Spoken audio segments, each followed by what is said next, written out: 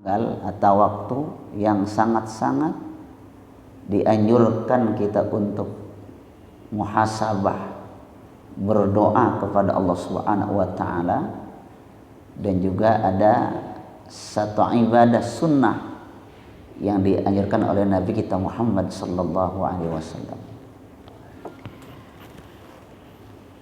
Di kampung kita, termasuk tempat saya tuh, kalau 10 Muharram itu sering dirayakan dengan adanya bahasa kampung kita itu lebaran anak yatim misalnya.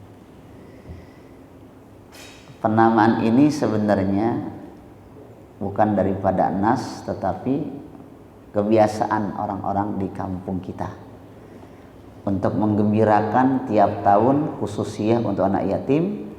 Maka dibuatlah pada tanggal 10 Muharram atau Asyura untuk menggembirakan anak yatim, walaupun perintah menggembirakan itu adalah setiap saat, ya. Lalu apa amaliyah bulan Muharram khususnya di tanggal 10 Muharram yang insya Allah jatuh pada hari Sabtu ya? Iya, Sabtu, ya. Apa dikatakan di sini?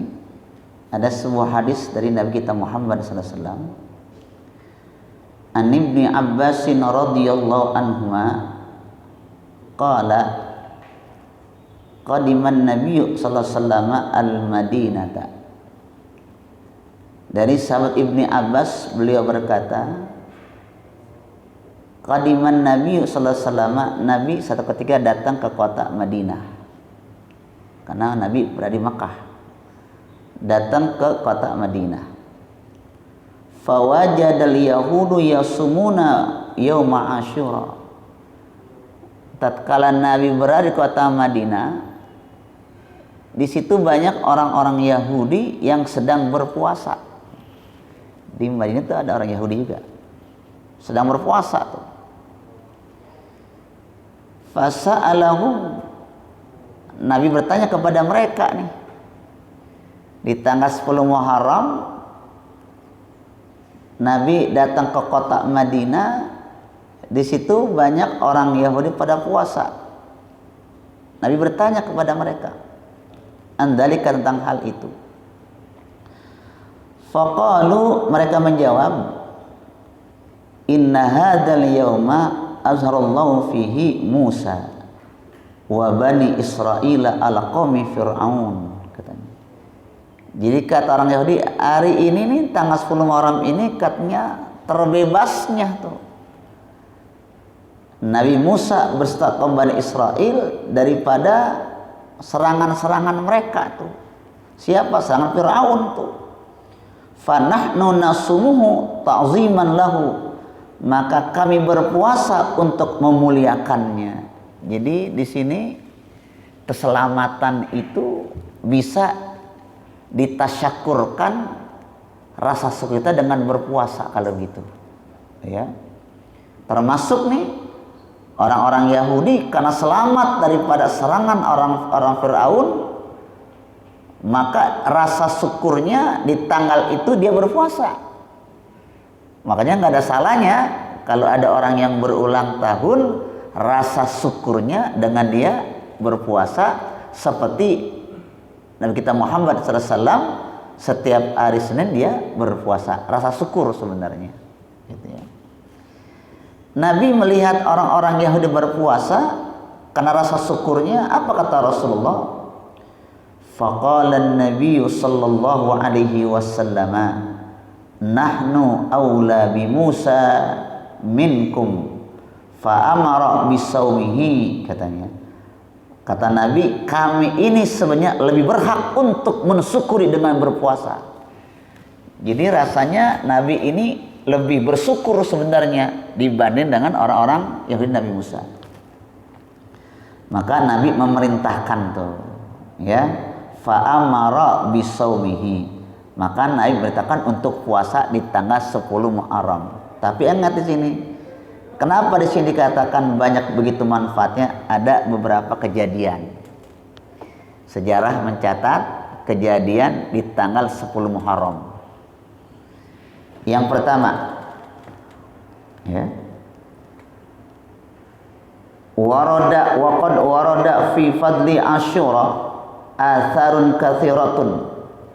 Sungguh terdapat tentang keutamaan bulan 10 Muharram ini. Di antaranya adalah tiba ala Adam fihi, diterima taubatnya Nabi Adam alaihissalam pas di tanggal 10 Muharram. Ingat peristiwa Nabi Adam yang tergoda iblis dengan makan buah khuli, diturunkan dari surga ke bumi, maka sekian tahun, ada yang 100 tahun beliau berdoa, diterimanya itu pada tanggal 10 Muharram dengan doanya Rabbana zalamna anfusana wa illam taghfir lana wa tarhamna lanakunanna minal khasirin. Rabbana zalamna, wahai Tuhan kami telah berbuat aniaya diri kami, wa illam taghfir, jika Engkau tidak ampuni ya Allah kami ini, maka kita orang yang rugi. Maka disinilah di hari itu kita banyak bertobat kepada Allah Subhanahu wa taala. Nabi Adam alaihissalam terima taubatnya pada tanggal 10 Muharram. Satu. Yang kedua, wa kana khalaqu fihi wa fi adkhal jannata wa fi khalqil arsy wal qarsi. Di tanggal 10 Muharram juga Allah ciptakan Nabi Adam, Allah masukkan ke surga Nabi Adam, dan Allah ciptakan padanya arsy-nya Allah. Jadi arsy itu singgasana Allah. Di situ Allah, tapi wallahu alam ini arsy-nya singgasananya lah, gitu ya. Tapi bagian wujudnya laisa kamitslihi, kita nggak tahu, gitu ya. Wasamawati, dan Allah ciptakan langit itu di tanggal 10 Muharram.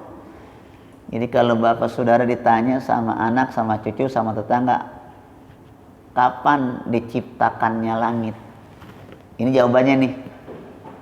Langit diciptakan oleh Allah pada tanggal 10 Muharram.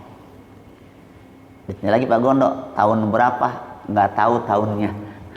Karena kagak ada disebutkan tahun di sini. Kenapa? Karena waktu itu belum ada tahun. Karena belum ada kejadian manusia. Nabi Adam juga belum ada kan. Jadi nggak ada tahun. Kalau ada tahun bingung ngitungnya bagaimana saya ngitung. Jadi belum ada tahun nanti itu. Jadi ciptakannya ini langit itu pada 10 Muharram. Ya.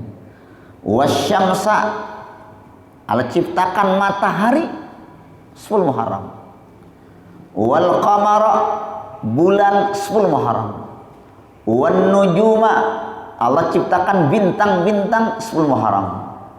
Wa wulida Ibrahimul Khalil fihi, juga dilahirkannya Nabi Ibrahim alaihissalam itu pada tanggal 10 Muharram. Banyak kejadian nih, gitu ya. Wa kan najatu minan nar, diselamatkannya Nabi Ibrahim dari neraka tatkala beliau membantah.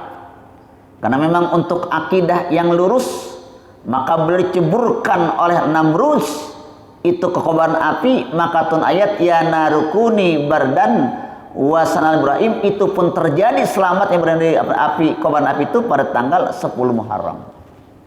Gitu ya. Wa fihi istawat safinatun Nuh alal juji, disandarkannya perahu Nabi Nuh. Ingat Nabi Nuh? Nabi Nuh ini seorang nabi, kaumnya beriman tapi anak dan istrinya Kan'an. Maka jangan heran kalau anak ustadz nakal, jangan heran. Anak nabi aja kafir karena hidayah. Hidayah bukan kita yang ngasih, tapi Allah.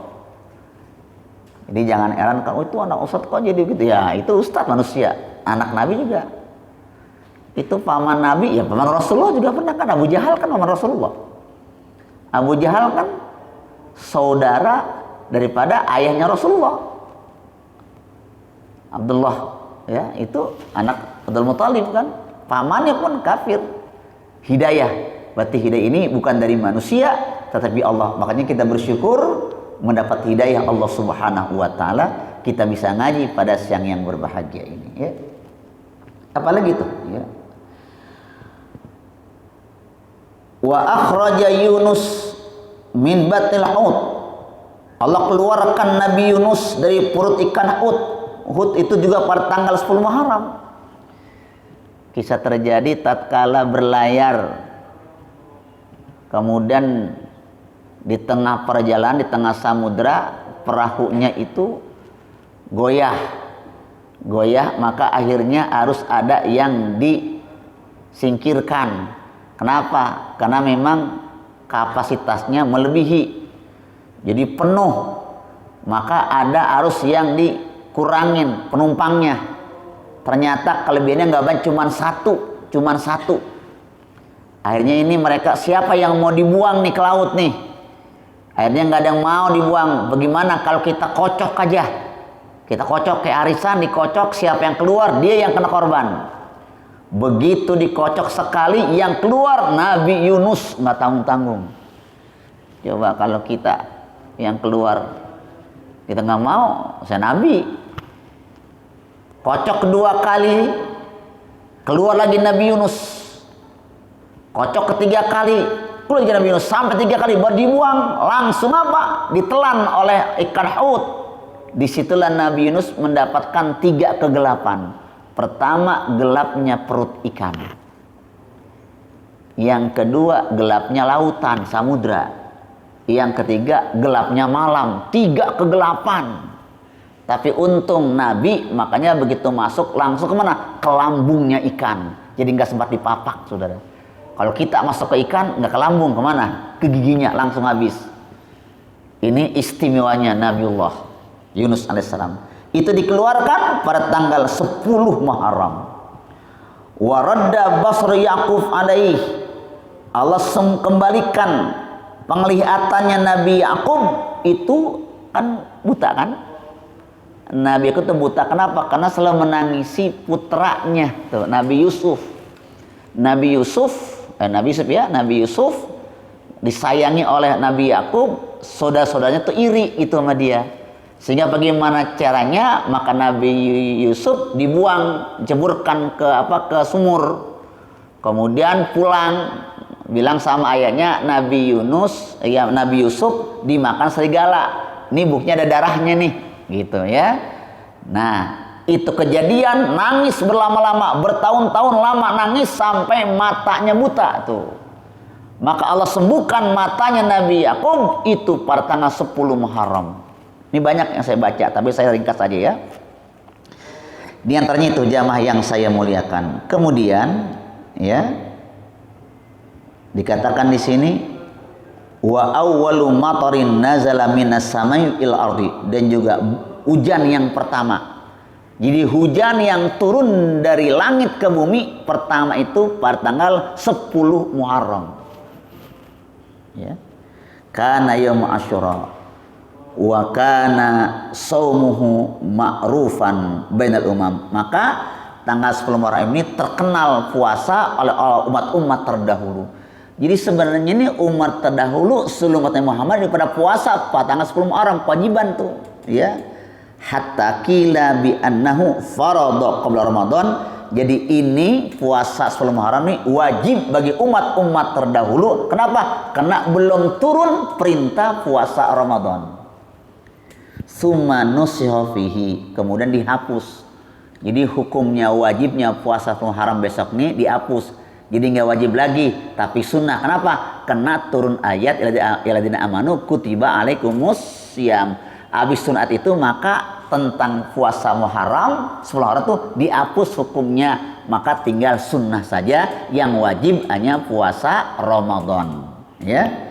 Wasama sallama qabla hijrah, Nabi itu puasa sebelum hijrah. Walamma dakhala Madinah, maka ketika beliau masuk kota Madinah, akadatalahu, maka beliau memerintahkan itu. Apa kata Rasulullah? Hatta qala sallama fi akhir umrihi, pada akhir umurnya yang mulia. Apa kata Rasulullah? in istu ila qabil, jika aku hidup tahun depan, kata Nabi nih. Kata Nabi, jika aku in istu ila qabil, jika aku hidup tahun depan, la asummanna, maka pasti aku akan puasa minat tasi'i, daripada al asummanat tasi pada tanggal 9 wal asyir dan tanggal 10. Jadi kalau Bapak Saudara persiapkan puasa, itu jangan tanggal 10-nya aja, pakai tanggal 9 dan tanggal 10. Tanggal 9 disebutnya namanya Tasu'a. Nawaitu somagorin min yaumi Tasu'a. Aku puasa esok hari di hari 9 Muharram.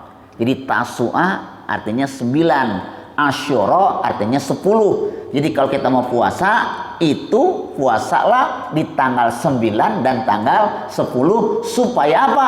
Supaya tidak sama dengan orang-orang Yahudi tadi, gitu ya.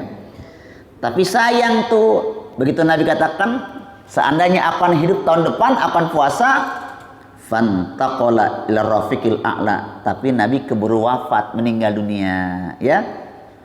Min amhi, daripada tahun itu, walam yasumma, maka dia tidak puasa, nggak sempat. Kenapa?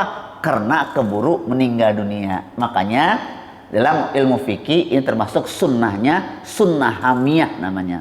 Arti sunnah hamiyah, Nabi berkeinginan tetapi belum melaksanakannya, seperti puasa 10 Muharram dan 11 Tasu'a dan Asyura, Nabi belum pernah ngerjain. Kenapa? Baru keinginan, tapi Allah sudah wafatkan beliau, begitu ya. Lakinnahu, akan tetapi beliau katakan, ragiba fi wa fi samitasi wal hadi asar, kalau bisa puasanya 3 hari, tanggal 9, 10 dan 11. Bikol selama dengan sabda Nabi sallam, sumu qablahu, puasalah sebelumnya. Tanggal 9 berarti nih, sumu qablahu, puasalah sebelum tanggal 10. Tanggal 9 berarti itu yaman wa ba'dahu, dan sesungguhnya tanggal 11. Berarti kita dianjurkan umat Rasulullah puasa tanggal 9, tanggal 10 dan tanggal 11. Wa khalaqu sunnah Yahud, agar tidak sama dengan kerjaan orang-orang Yahudi, ya. Lalu bagaimana kita puasa? Insya Allah kalau sehat, saya katakan, karena ini puasa sunnah. Kalau kita sehat, insya Allah Allah berikan kita kekuatan fisik kita, nggak ada hal-hal yang bisa melemahkan diri kita puasa. Apalagi itu besok di hari Sabtu, berarti di hari Jumatnya kita puasa. Jumat, Sabtu, Minggu. Ya biasa dah, hari Minggu banyak jalan-jalan, repot lagi ya. Lagi yang pada sepeda, banyak sepeda nih kadang ini. Ada aus nih kadang ini. Ini kan lagi booming sepeda nih. Sepeda lagi booming sekarang sepeda nih. Masya Allah. Makanya kemarin jadi godaan itu. Punya duit 4 juta. Pas Idul Adha. Oh, kambing harganya 3,5. Sepeda lipat 3,5. Beli kambing apa beli sepeda? Nah ini yang